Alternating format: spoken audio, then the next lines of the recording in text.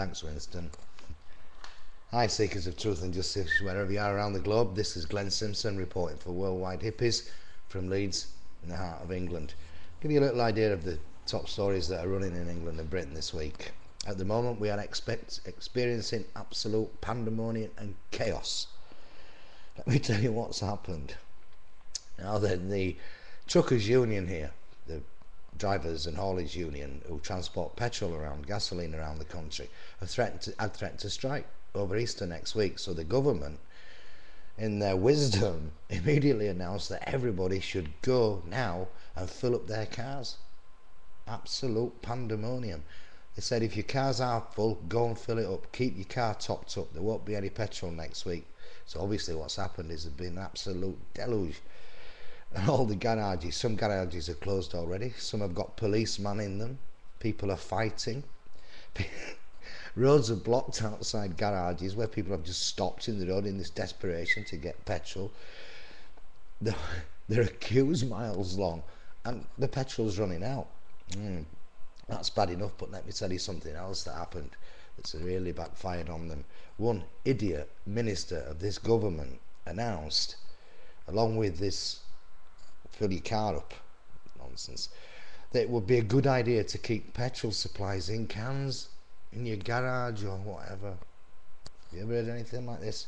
Sadly today, a woman from Wakefield in northern England was hospitalised with 40% burns after decanting petrol into cans in her kitchen. 40% burns, and that's following a government directive. And of course the fire officers said this is crazy. You can't tell people to keep petrol. You're not allowed to keep petrol in a confined atmosphere. Sad. Now the lady's in hospital. And of course the end of the story is that the union have decided they're not going to strike next week anyway. Now then, a lot of sinister people are saying that we are coming to the end of our tax year here in Britain, which is the end of March. The new year starts April the 1st. And has this been a ploy by the government just to get people to spend a lot of money so that they can have some massive quick input of tax? Well, surely not. Surely governments don't think like that. Still on tax, actually, let me show you something here. The contents of this bag have caused an absolute sensation. This is a Greggs bag, sandwich bag. Let me tell you what's happened. Now then, last week, the Chancellor of the Exchequer had his budget, and it did all right for some people. If you were earning over £140,000 a year or $200,000, you got a tax cut. The rest of us got hammered. But what he did very sneakily, he slipped in, and is enforcing a 20%. That's our VAT rate. That's the value-added tax, the tax we pay on everything. 20% VAT on hot food, hot pies, hot rolls. This is a sausage roll. Let me show you. Hot sausage rolls. That's a sausage roll. Pasties, and the kind of food that everybody eats at lunchtime. Now, one of the few success stories in Britain at the moment is a food outlet called Greggs, and they have little shops all over the country. I think everybody uses them. That's from Greggs, that sausage roll there, and it's great for people if you're on the run or on the fly, if you're on the move or you're an office worker. You can just nip in, grab a nice warm pasty or a nice warm sausage roll, and eat it on the go, and it's decent food. There's nothing wrong with it. Everybody seems to like it. But the problem now is, if I buy this sausage roll, when this tax comes in, when I buy this sausage roll, if it's cold, I'll pay 60 pence for it. If it's hot, I've got to pay 72 pence for it. Ridiculous. So at what point does that sausage roll go from being hot to being cold? What if it's just warm? Would I still pay the tax on it? So it's really taken off. And today, when I bought that sausage roll in Greggs, as in every one of their shops all around the country, all around Britain, there is a petition.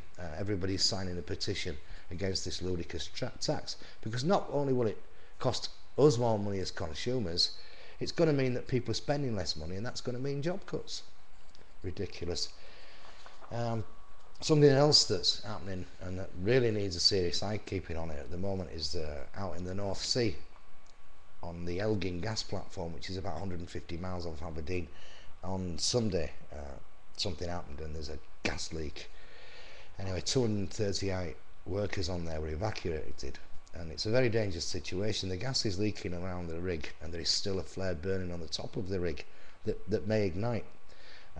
That's bad enough, but there is also, it's affecting sea life, methane, etc. is leaking into the sea, and it could have serious consequences. The company who own the rig, Total Oil Company, say they have plans, but they might drill a relief well, whatever, relief, but it could take months, and it's something that's developing, and to be honest, there's not very much media coverage in Britain about this at the moment, but we'll certainly be keeping an eye on it on Worldwide Hippies. Now then, sport. Picking up from last week, told you about the young footballer, 23-year-old Patrice Muamba, who collapsed with a heart attack during a big soccer game here, and caught everybody's attention. It was on the television constantly. Anyway, I'm pleased to say that despite his heart stopping for 78 minutes, Patrice Muamba is starting to make a really good recovery, and everybody in the country is pleased about it. It's something that everybody's sort of sent positive thoughts of Patrice Muamba, and we've been watching the news and trying to find out how he is. But now, Mr. John Sitamu, who is the Archbishop of York, I don't really know what he does. He's always blessing people, and he wears nice purples and gold things. But anyway, Mr. John Sitamu has said that the reason that Patrice Muamba is feeling better is because the power of prayer, because everybody's been praying for him. It's prayer that saved Patrice Muamba, said the Archbishop of York. It's not the brilliant doctors that have been looking after him. Oh, no. It's not the constant expert care that he's had 24/7.